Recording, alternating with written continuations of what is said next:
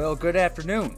I'm Alex, this is Josh. We are the target audience where content is made for absolutely everybody, but we think it's specifically made for us and hopefully for you as well. Today, Star Trek, the original series, episode 22, Space Seed. Now, before we start talking about this, I just want to talk about last week's episode, just to touch up on some of the comments. Definitely one of the fastest rising debut in views, per se. A lot of interesting comments, opinions, and facts pointed out to us about it, how it definitely inspired The Purge. Ben Stiller has a company that's literally named the Red Hour after this episode. Big Trekkie fan. And what a controversial episode. I mean, there's parts we liked, parts we didn't. And and apparently people are saying this episode's also pretty high up there in terms of popularity in Star Trek fandom.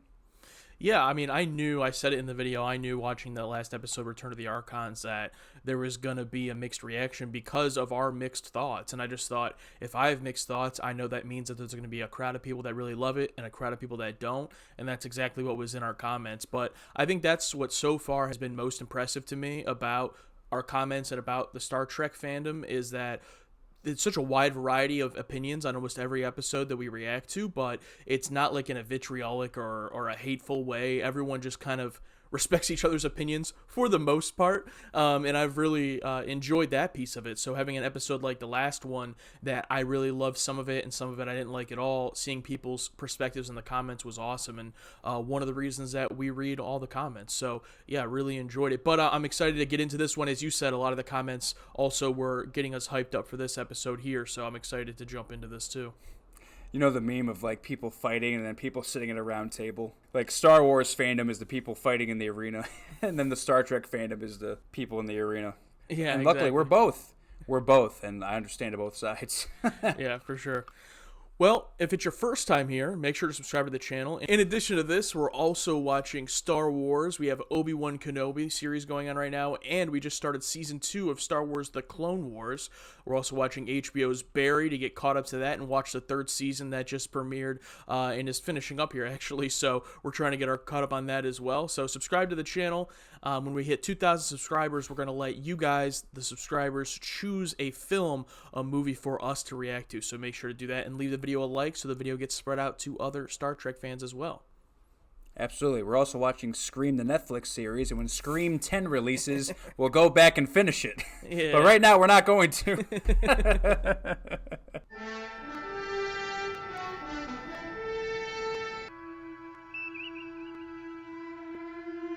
I wonder how many hours a day they just stare at the blankness of space. You know what I mean?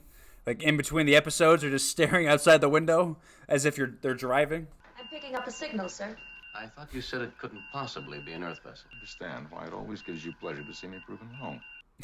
An emotional Earth weakness of mine. The last such vessel was built centuries ago, back in the 1990s. Can't be human, though. They're too faint and average, only 4 beats per minute. Wow, 4 beats per minute. That's like nothing, basically. Jesus. That's like dead. Weapons department. Maintain battle. Every time I don't see Sulu up front, I'm like, ah, damn. Not this episode. I want that guy's hours. Works 1 day a week, maybe.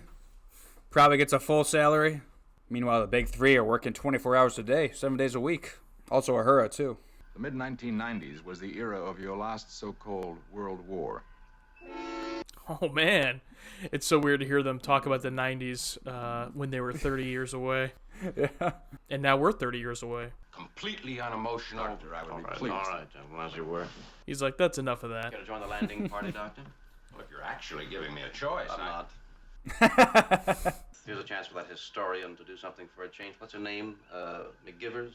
Lieutenant MacGyver's. Lieutenant MacGyver's. Acknowledge. So they just have this historian on the ship, like, just in case they ever need her. And she's just like, because Kirk was like, oh, we can finally use it. So this whole time she's just been on the Enterprise, just painting and, like, studying history. That's pretty funny. You had to wonder, like, apparently there's like 400 people on the ship. What are they doing? You know, I guess that's one of them. And how do they feel when all of these, like, crises or emergencies are going on? Like, they probably still have hectic lives, even though they're not, like, used in the emergency. Oh, someone tried to turn Kirk into a robot? Oh, that's interesting. Anyway. What the hell? Oh, this is the ship they're going to, probably. Definitely Earth-type mechanism, sir. 20th century vessel. Oh, and then cryosleep? Captain, look here. Like their Aquaman suits. What's happening? That guy literally looks like Aquaman. Yeah. So are these going to be people from the 90s that have just been asleep? Heartbeat dropping. What happens if we get him out of there? We'll die in seconds if we don't. Punch it! Yeah! That counts. Lock in on Dr. McCoy's beam. He's transporting back with a casualty we discovered here. Magnificent. She's just mesmerized by him. I find it interesting they didn't know about this. Like it was some like secret project. 12 units have malfunctioned, leaving 72 still operating. 30 of those are women. You had to let Kirk know how many women there were. People dating back to the 1990s. A strange, violent period in your history. Okay. Ironically, the 90s were very violent. Star travel was considered impractical at that time. And why no record of the trip? You suspect some danger in them. What a Chad haircut that guy's got. No wonder he was the leader. Uh-oh. Where's the nearest Blockbuster video? Sir, there is no more Blockbuster video. This guy's jacked. Oh, no. Oh, come on. Oh no! Where is Blockbuster? It would be most effective if you would cut the carotid artery just under the left ear. What a nice little character moment for him. I mean, damn, talk about balls of steel. Like he could have just pushed out, oh, you're no, it's like, if you want to kill me here, motherfucker. James Kirk, commanding the Starship Enterprise. And your name? Khan is my name. Oh, wow. Wait. Is this Khan like the Khan? I would guess so. From the famous Khan? May we continue this questioning at some other time? If this is like the villain, that is interesting. I was once an engineer of sorts. I would be most interested in technical manuals on your vessel.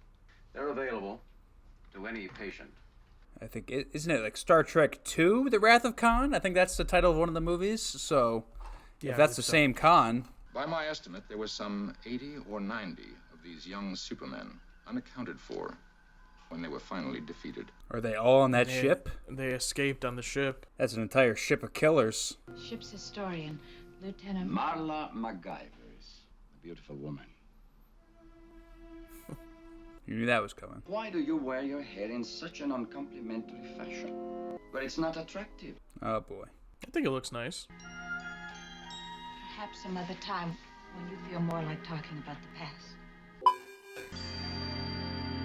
Now we got the return of the cubes. The most ugly-looking salad ever. I hoped you might guide me to our dinner engagement. Fine technique. It's the gladiator named Flavius. He And now she has her hair down. Everyone kisses like the same way in the show. They all just they just shove their face full in. Very aggressively. It looks so uncomfortable. There was the war to end tyranny, Tyranny, sir? Or an attempt to unify humanity? like a team of animals under one whip. These two are gonna have some trouble. I love it already. This is a social occasion. Social occasions are only warfare concealed. That's a great quote, actually. We offer the world order. We.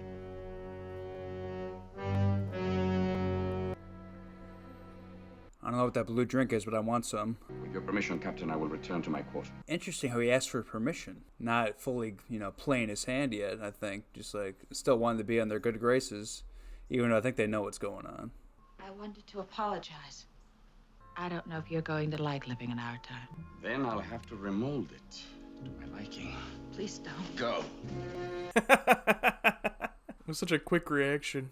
He's like, listen, do you want me or not? I'm so curious if, like, after this episode, it kind of just goes back to the normal Trek, random episodes, and this guy comes back, like, Years later. years later in the movies? Like, how crazy is that? I intend to take this ship. Will you assist me? Oh, please, Con, don't ask me Leave me then. My God. It's like, all right, get out of there, obviously. to do anything you ask. Wow. Name? Khan Noonien Singh. Relative of yours?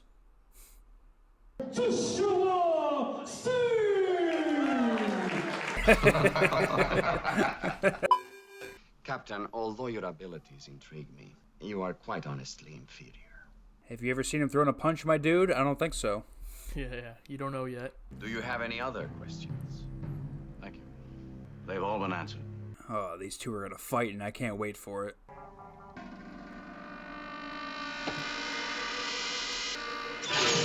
What? You see the bump that guy took? Holy Yeah. shit. Great sell by that guy. That was a great sell. Wow. No. Oh, he's got his own version of his neck grip, huh? The Khan neck grip. Captain, security here. Khan's escaped. Communication channels are jammed, Captain. Once he finds out what's happening, he's gonna be like, "We finally used this MacGyver woman, and this is what she does." We had her sitting on this ship, getting paid for doing nothing, and finally we use her, and this happens. Scotty, bridge. Captain! Oh. Intruder control systems inoperative. Mr. Khan was very thorough in his study of our tech manuals. Oh, you showed him the fucking He studied all of it. Your air should be getting quite thin by now. Every person on the bridge will suffocate. Oh, this is tense. Only moments of air left on the bridge now. No! I take full responsibility. Nice little neat touch of showing Kirk's strength, him being the last one standing. I also think that was the first time we actually saw him recording a log. Oh, you fucking dick! Man, she took that like a champ. Like, it's all you got, motherfucker? You know who I am?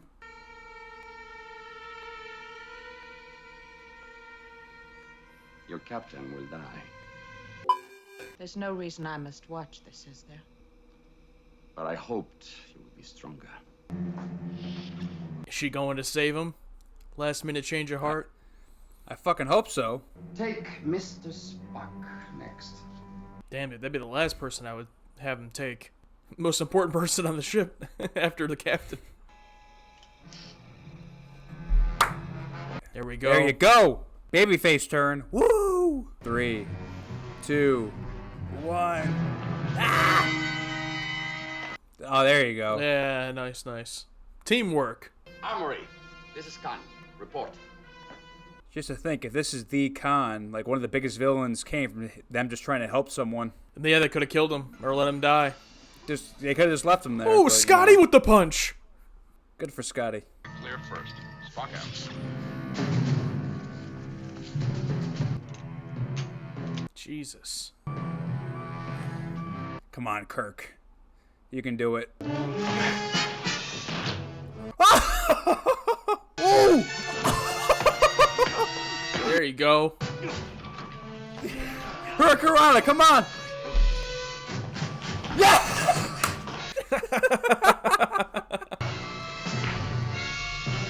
Oh, he's just eating them. I have 5 times your strength. But he's got the technique. Oh!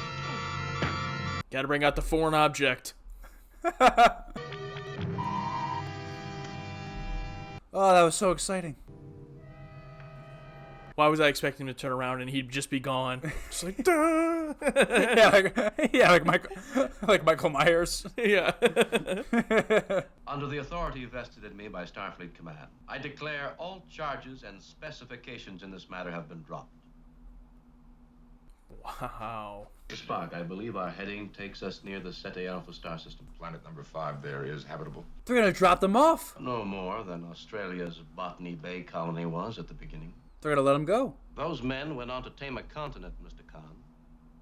Can you tame a world? Oh, wow. Have you ever read Milton, Captain? I understand. Lieutenant Marla McGivers. You're fired. You'll receive the death penalty. I'll go with him, sir. This hearing is closed. Interesting. He wasn't even in handcuffs. I'm not up on Milton. It is better to rule in hell than serve in heaven. Wow. Would be interesting, Captain, to return to that world in 100 years. Yes, Mr. Spock. Did they just tease that he would come back? They did. Oh!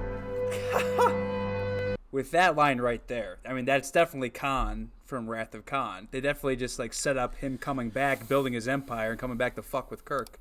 Holy shit! That was great. That was totally insane. So, yeah, let's talk about first, before we get into the episode. What I know is that the second movie is called Star Trek The Wrath of Khan, and Khan is the villain. I don't really know anything about him. I obviously know the moment you're talking about of Kirk going, Khan, just because of, like, the meme. I don't know the significance of it or anything. At the time of this being made, you know... Okay, well, before we even get to that, are you the same on that page? Or what do you know about Khan? I know exactly that. You know, it's like, There's a film called The Wrath of Khan, and, you know, famous scene, Khan! But, you know, in terms of what happens in that film, nothing, you know.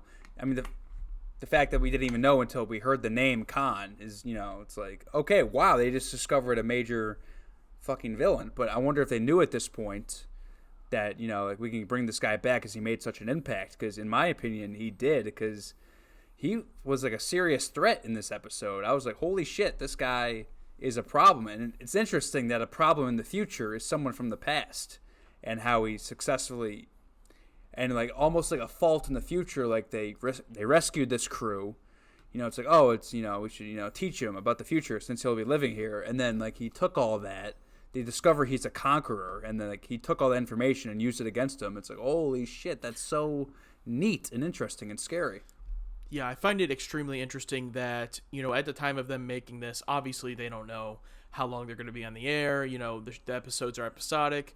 But, you know, I don't think that it would be 100% a coincidence that the person that they build up to be, like, the strongest, most well-rounded, in-depth villain we've gotten in the whole show also just happens to be the first villain that they don't kill in the same episode and, like, let survive.